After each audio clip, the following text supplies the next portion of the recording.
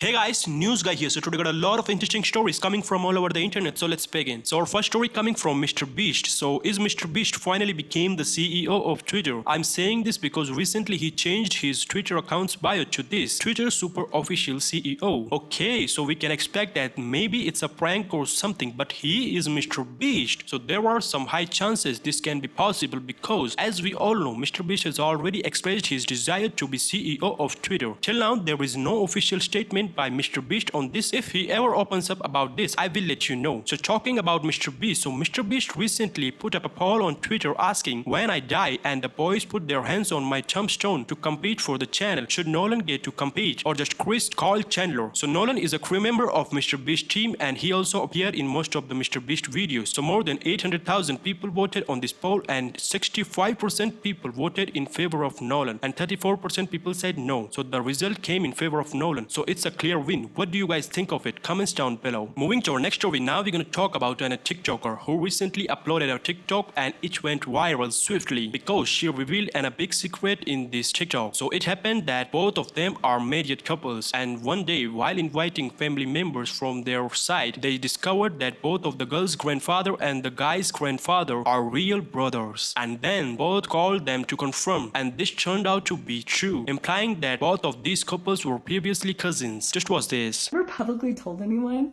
that I accidentally married my cousin. I was sitting on the couch looking for names for the baby that we were about to have, and I was on Family Search.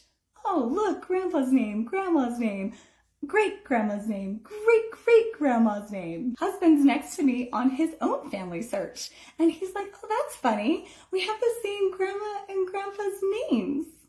I look at this line and it's all the same as mine. So I think, oh, no, you're still logged into my account. Then we start looking at it and we realize my grandpa is his grandma's first cousin.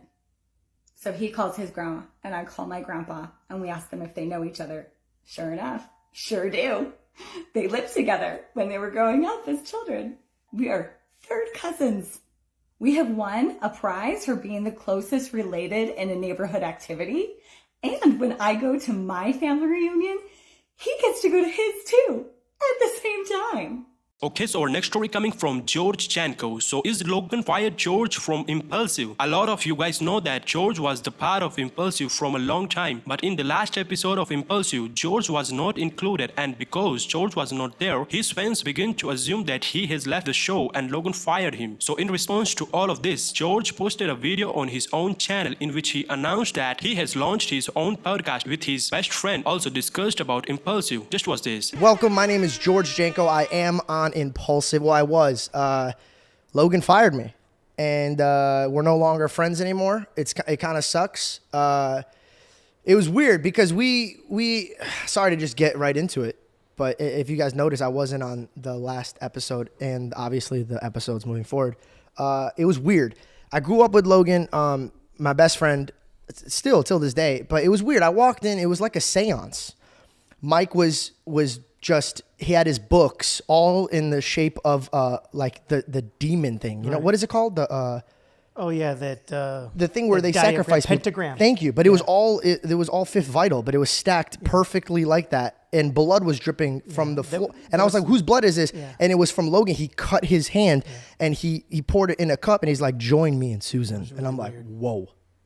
Yeah. I'm not joining the Matrix, buddy. And they just got Andrew. I'm trying to stay alive. Yeah. No, obviously I'm still on Impaulsive, guys. For any of you guys that are like, oh, their beef situation, and now he's starting his own like lane. I decided to do this less than 20 hours ago. And the reason was this. We had a lot of content lined up for 2023. But then right before we shot it, I hated it. And I realized, I'm like, dude, this isn't me, bro. Like I wanna focus on things that I care about. And I got in a habit of, I was like 1 foot in, 1 foot out of who I am. And I feel like I'm not the only one who goes through this. I feel like in any career path you take, you are doing it to get your foot in the door. And then at what point do you stand up and start being who you are? And honestly, it helped push me in the direction to do my own thing, while obviously being on the #1 podcast in the world. This is never going to get to Impulsive levels.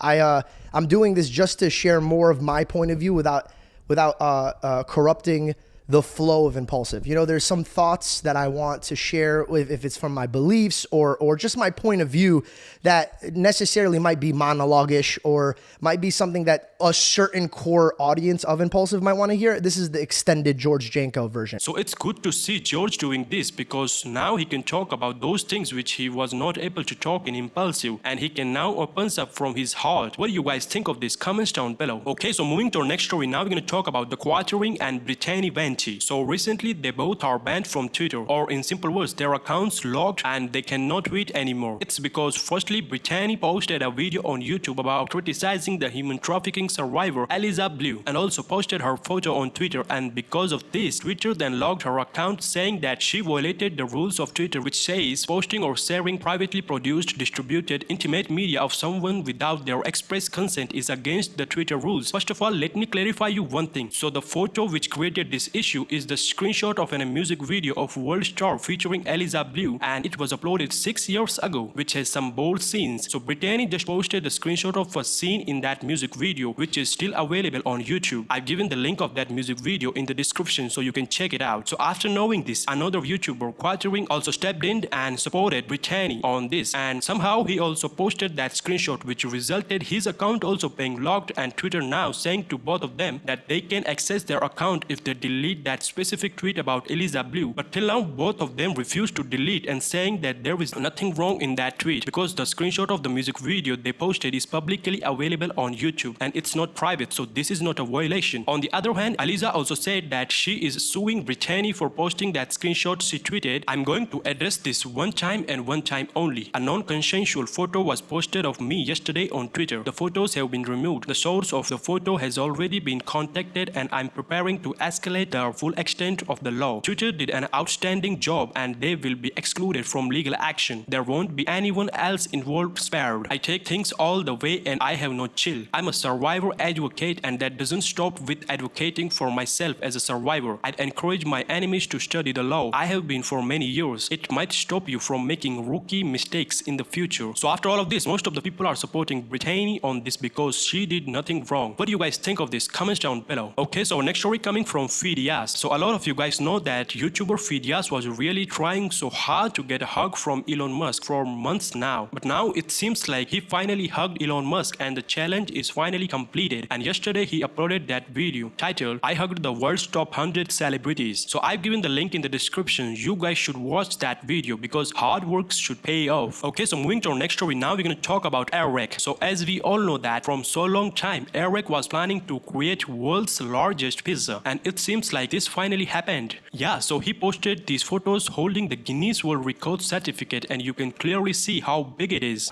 Yes! Like, just, I love you guys. Thank you.